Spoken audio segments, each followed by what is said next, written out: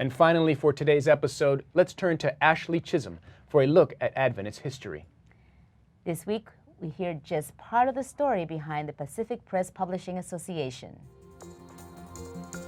Welcome to This Week in Adventist History.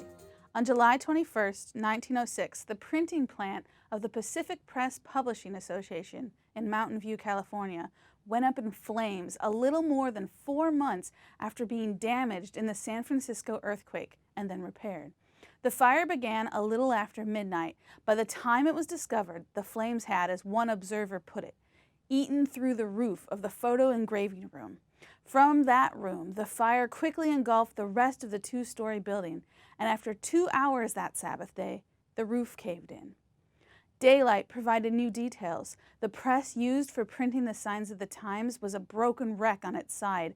Steam pipes were, quote, twisted and distorted into grotesque knots and tangles, and huge loads of paper stock and published materials were charred and steaming. Their entire set of back issues of Signs of the Times, Our Little Friend, and the Adventist Review were all ash. A nearly completed printing order for Heralds of the Morning was completely lost, and 15 years' worth of mission field photographs and other illustrations had gone up in smoke. Insurance adjusters told the Pacific Press afterward that even though they were insured for $100,000, the loss of their building, equipment, and materials equaled $350,000, which today would be nearly $10 million US dollars.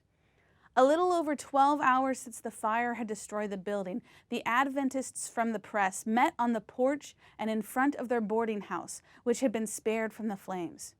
This was not your typical church service, as there was no sermon, and townspeople were in attendance, and some men were still throwing water on the fire.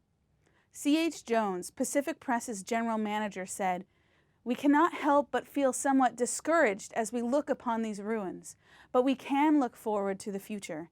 I do not dare to think of last night. There is more work for us today than there was yesterday. So brethren and sisters and friends and fellow laborers, let us take courage. Let us draw nearer and nearer together and near to God. Let us put our shoulders to the wheel and with God's help bring a blessing out of this calamity. I have faith to believe that this will be done." While they didn't hear Jones's words, the Adventists at camp meeting in Oakland, California, agreed with him. Upon hearing of the fire, they immediately pledged over $8,000, today over $22,000, to help get the press back to publishing materials crucial to spreading the gospel to the entire world. 113 years later, does the cause of the gospel still inspire Seventh-day Adventists to put their shoulders to the wheel, to draw nearer together and to draw near to God? This story and this question comes from This Week in Adventist History.